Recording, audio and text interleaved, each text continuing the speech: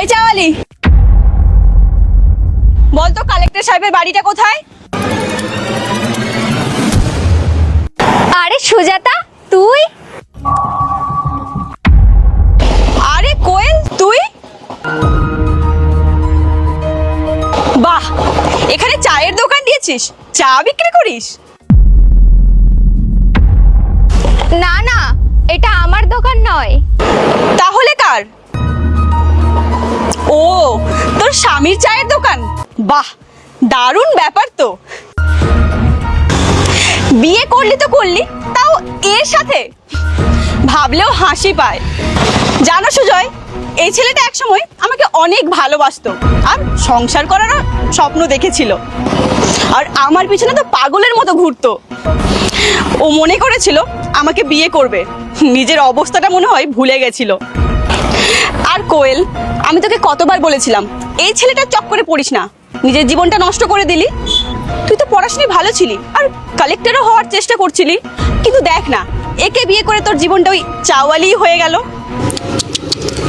আমি খুব দুঃখিত রে তোর জন্য, তোর জন্য খুব খারাপও লাগছে, আবার হাসিও পাচ্ছে। দেখ সুজাতা, আমি জীবনে যেখানেই আছি ভালোই আছি, সুখে আছি। সুখে? হ্যাঁ, অবশ্যই সুখে আছিস। গরিব মানুষ তো নিজেদের সান্ত্বনা দেওয়ার জন্য এইসব বলেই থাকে। যদি পড়াশোনাটা করে ওই কালেক্টর হতে পারতিস, তাহলে ভালো পদে থাকতিস, ভালো জীবনও কাটাতে পারতিস। যাই হোক, তোর জীবন তুই যেমন খুশি বাঁচ, কিন্তু তোকে দেখে না আমার খারাপই লাগছে। সুজাতা, তুই একটু বেশি বাজে কথা বলছিস, আর আমার স্বামীর নামে কোনো খারাপ কথা বলার কোনো দরকার নেই। আমি তো খুব ভালো করেই জানি ওর মনে তুই কতটা কষ্ট দিয়েছিলিস, আর এটা আমার ব্যক্তিগত জীবন, তোর নাক গলানোর কোনো দরকার নেই। ওই, আমার উপর রাগ দেখাচ্ছিস কেন? নিজের উপরেই রাগটা দেখা। ওকে বিয়ে করার সিদ্ধান্তটা কিন্তু তোরই ছিল, আর বিয়ে যখন করেছিস এখন ভোগ কর। আমার উপর রাগ দেখাচ্ছিস কেন? দেখ, আমরা তো বেশ ভালো জীবনযাপনই করছি, অন্তত তোর মতো ওই চা তো বিক্রি করছি না। ভাবলে আমার ভয় লাগে, ওর সাথে যদি বিয়েটা হতো আমার জীবন তো শেষ হয়ে যেত, আর আমাকে ওই চা বিক্রি করতে হতো। বাবা, কি বাজে ব্যাপার, ভাবলেই ভয় লেগে ওঠে। আরে তুই তোর নিজের জীবনটা নিয়ে খুশি থাক না, ভালোই তো উপার্জন করছিস, ভালোই আছিস, তাহলে নিজের দিকে দেখ, আমার দিকে কেন দেখছিস? তুই যা, চলে যা এখান থেকে। আরে কেন এদের সঙ্গে তর্ক করছো? এদের তো সময়ের দাম নেই, কিন্তু আমাদের তো সময়ের দাম আছে, আমাদের তো অনেক কাজ আছে। চলো এখান থেকে। হ্যাঁ, ঠিকই বলেছো, চলো এখান থেকে।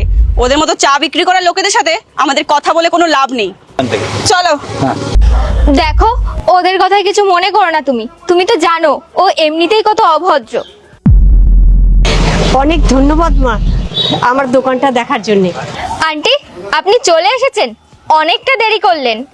ওই যে ম্যাডাম, আপনাকে বলেছিলাম না, ওই পাশের বাড়ির মুন্নি খুব অসুস্থ ছিল, ওকে হসপিটালে ভর্তি করে দিয়ে এলাম।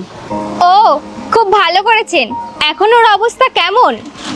ডাক্তার বলেছে এখনো বিপদ মুক্ত, তাই আমি চলে এলাম। মা, তোমাকে একটা কথা জিজ্ঞেস করব? আসলে তুমি এত বড় একটা কালেক্টর হওয়া সত্ত্বেও আমার এই চায়ের দোকান, সেটা কেন তুমি সামলালে? আরে আন্টি, আপনি হয়তো ভুলে গেছেন, আমি যখন কালেক্টর হওয়ার জন্য দিনরাত আগে খাটতাম, তখন তো আপনার দোকানে এসে চা খেতাম। আপনি তো আমার কাছ থেকে 1 টাকাও নিতেন না। আপনি উপকারের কথা বলছেন? আপনিই তো আমার অনেক বড় উপকার করেছিলেন। তুমি সত্যি খুব ভালো, খুব ভদ্র একজন সংস্কারী মেয়ে, সেই জন্যই তো তুমি এত বড় একজন কালেক্টর হতে পেরেছো। আমার দোকানে তো অনেকেই চা খেতে আসতো, কিন্তু কই, তারা তো কেউ কালেক্টর হতে পারেনি। ভগবান করুক তুমি আরো বড় হও।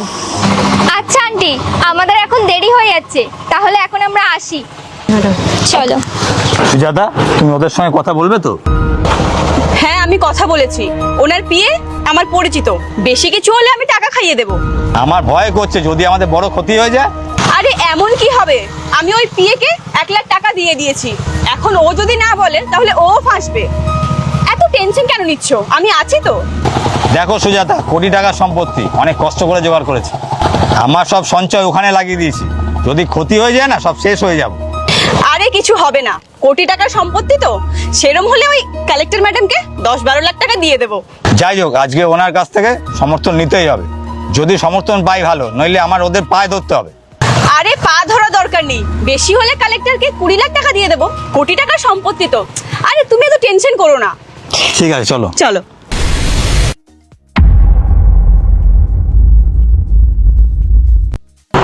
তুই তুই এখানে কি করছিস?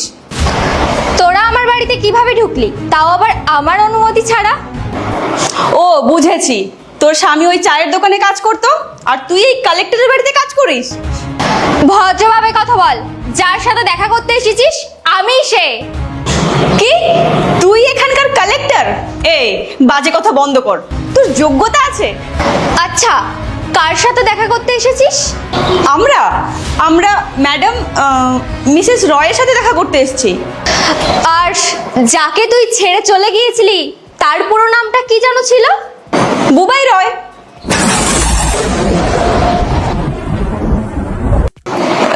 তার মানে তুই মিসেস রয়? আর তোর জানার জন্য বলি, একটা মেয়ের বিয়ের পর না তার স্বামীর পরিচয় পরিচিতই হয়। আর বিয়ের আগে আমি ছিলাম কোয়েল পাল, আর বিয়ের পর হয়েছি কোয়েল রয়। আর আমি তো খুব গর্বিত আমি কোয়েল রয় হয়েছি, কারণ আমি বুবাইয়ের মতন একটা ছেলে পেয়েছি। ও সবসময় আমার পাশে থেকেছে, সবসময় আমার স্বপ্ন পূরণ করেছে।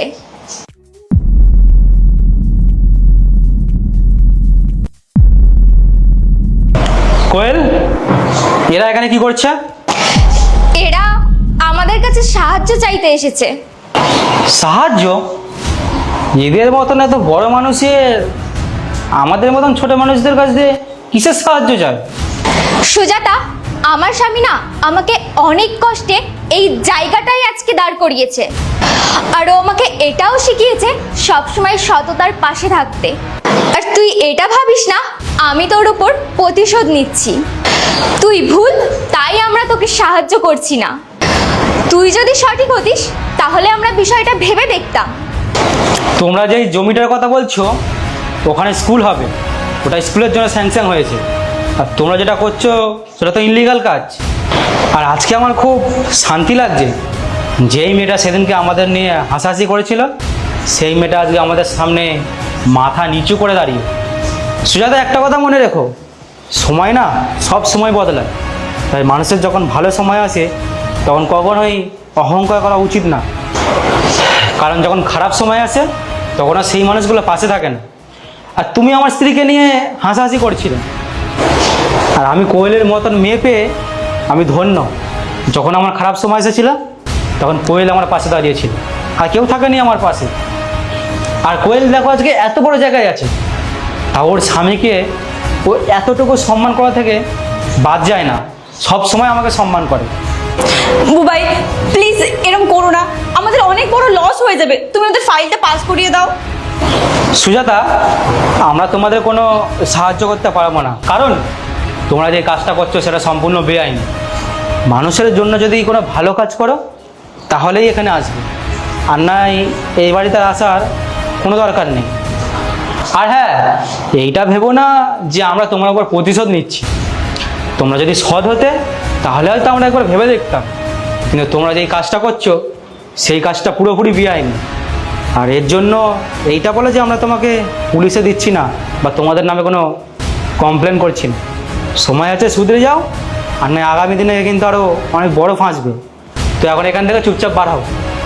শুনলি তো, আমার স্বামীর সিদ্ধান্তই আমারও সিদ্ধান্ত। তাহলে এখন এখান থেকে যেতে পারিস।